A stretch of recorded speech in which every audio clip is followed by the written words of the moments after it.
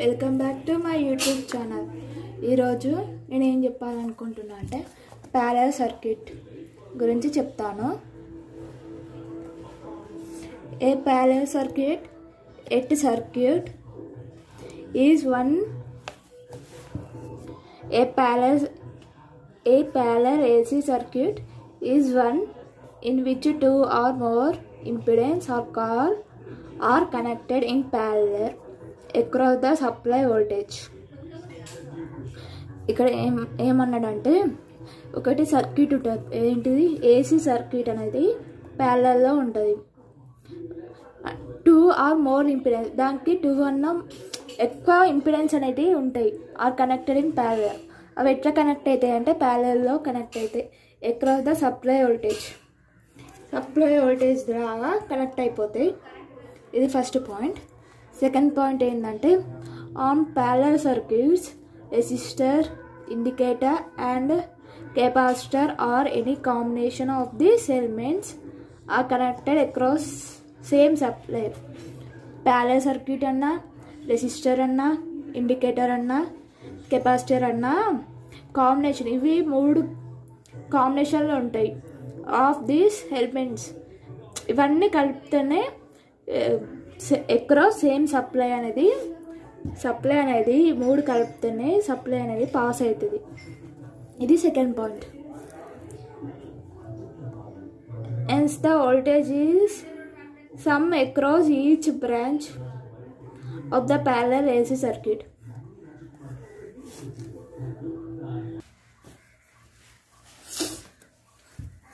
hence the voltage is sum across each branch.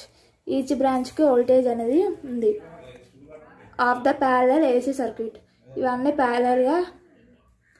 Parallel AC సర్క్యూట్గా ఉంటాయి. The total current supply to the circuit. Total current అనేది supply to the సర్క్యూట్కి అనేది flow అవుతుంది equal to the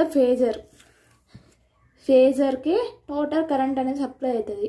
sum of the branch currents అంటే కొన్ని branches ఉంటాయి, అవి ఏమవుతాయి అంటే కరెంట్ అనేది ఫ్లో అవుతుంది.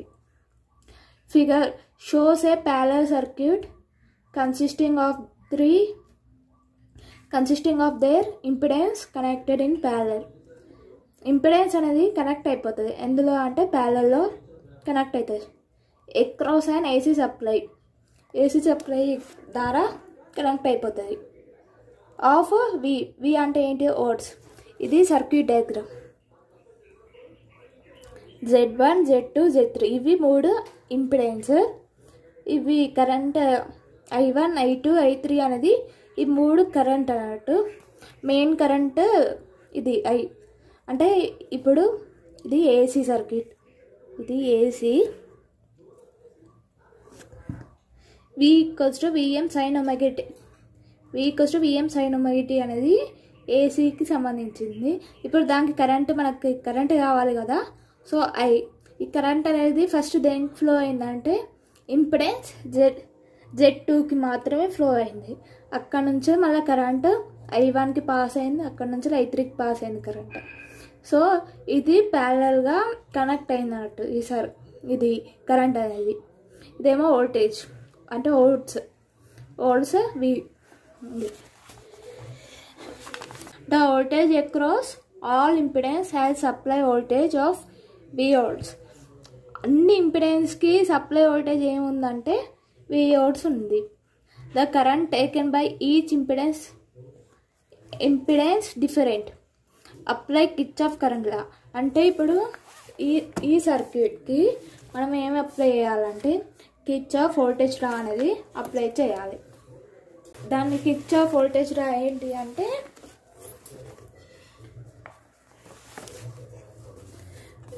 I equals to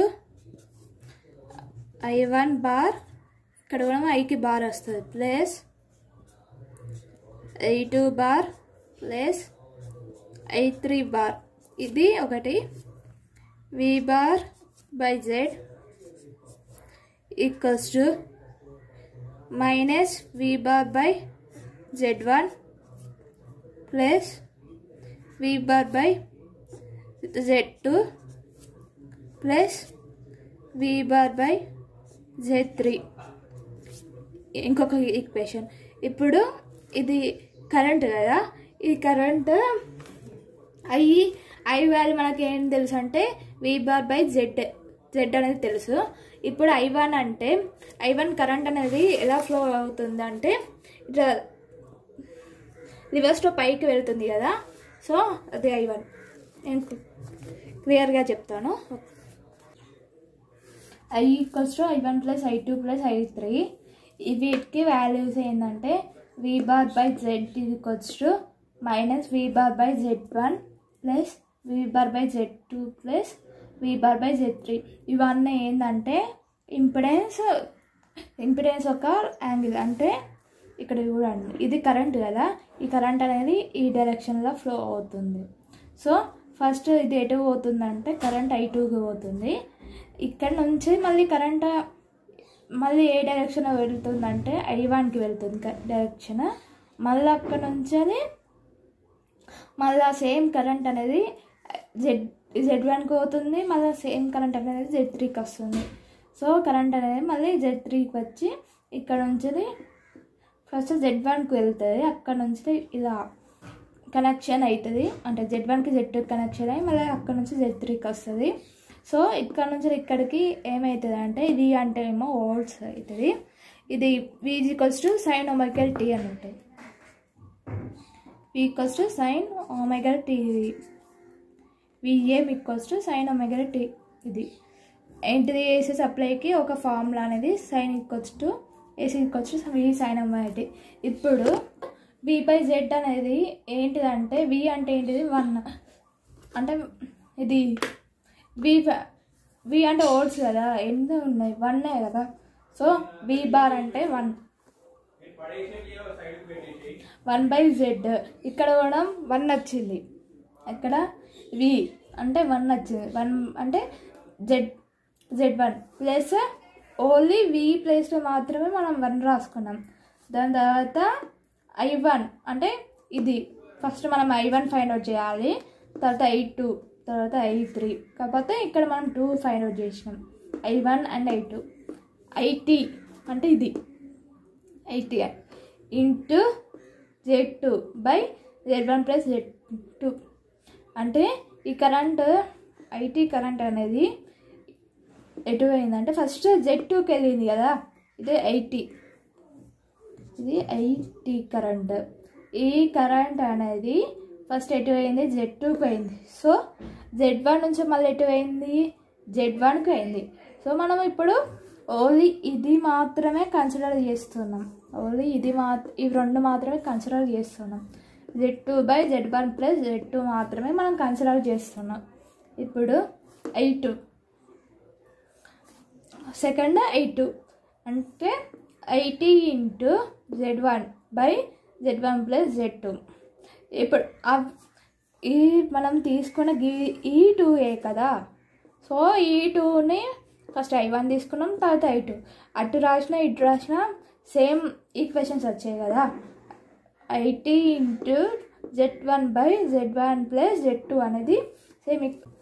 wear IT = V/2RQ అన్నట్టు.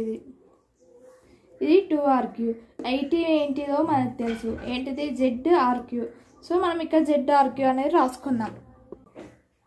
సో IT అంటే ZRQ = Z1 Z2/Z1 + Z2. ఇది V/ZRQకి ఒక ఫార్ములా. ఇది సర్క్యూట్ డయాగ్రామ్. ఇక్కడ చూడండి, where Z is called equivalent impedance. Z అనేది ఏమైందంటే ఈక్వలెంట్ ఇంపిడెన్స్ అయింది. This resultant is applicable for N. ఈ రిజల్ట్ దేనికి అప్లికేబుల్ అవుతుంది అంటే Nకి.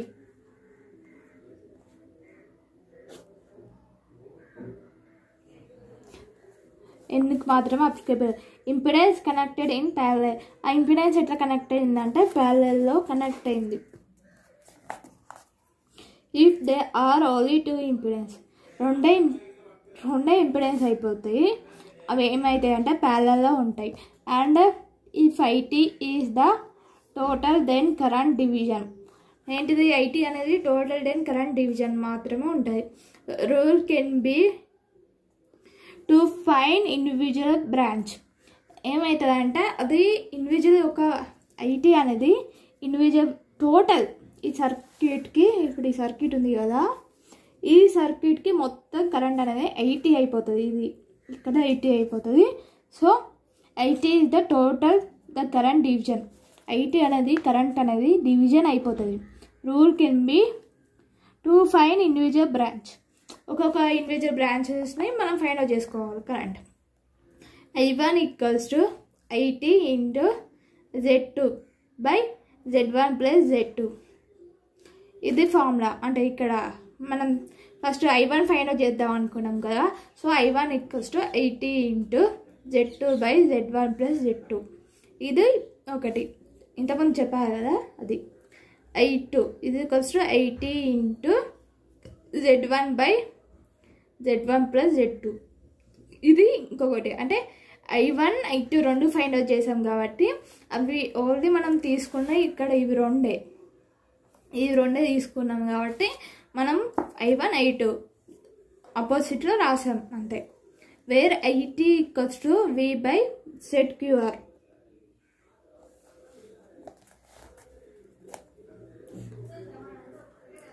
Wear IT equals to V by ZQR అయిపోయింది. ఇప్పుడు మనకు కావాల్సింది ఇది కదా, ZEQ కదా. ZEQకి మనం ఏం తీసుకున్నామంటే Z1 Z2 by Z1 plus Z2. అంటే ఓన్లీ మనం ఇప్పుడు I3 తీసుకోలేదు, ఓన్లీ ఈ రెండు I1 I2 మాత్రమే తీసుకున్నాం కాబట్టి మనము ఈక్వేషన్ని ఇలా రాసుకున్నాం అన్నట్టు. Z1 by Z1 plus Z2 ZEQ equals to Z1 Z2 by Z1 plus Z2 అనేది ఇది ఈక్వేషన్. ఇంకొకటి series parallel circuit or component circuit. ఇది సిరీస్ అన్న ప్యారలల్ అన్న component circuit. In many cases AC circuit to be analysed. అంటే చాలా కేసెస్లో ఏమవుతుంది అంటే ఏసీ సర్క్యూట్ అనేది అనలైజ్డ్ అయిపోతుంది. Consist of a combination of series and parallel impedance. Combination of a series and parallel impedance ki adi ayipotadi. Circuit of this type are known as series, parallel or component circuit. ఈ circuit ని మనం ఏమంటామంటే series అన్న అనొచ్చు, parallel అన్న అనొచ్చు, ఆ component circuit. ఇంకొకటి కాంపోనెంట్ సర్క్యూట్ అని కూడా అనొచ్చు దీన్ని. ఇది ప్యారలల్ సర్క్యూట్ ఒక థియరీ. మీకు అర్థం కాకపోతే చెప్పండి, నేను మళ్ళీ చెప్తాను. ఇవన్నీ నేను చెప్పే ప్రతి ఒక్క క్లాసు ఎక్స్ప్లెయిన్ చేసుకుంటూ PDF సెండ్ చేస్తాను. మీకు అర్థం కాకపోతే నేను మళ్ళీ చెప్తాను. సో మీకు అర్థమైనట్టయితే ఒక లైక్ వేసుకోండి. Please do like, share, subscribe to my channel. Thank you. Next క్లాస్లో కలుద్దాము. పక్కా సబ్స్క్రైబ్ అయితే చేసుకోండి, మర్చిపోకండి. Thank you. Bye friends.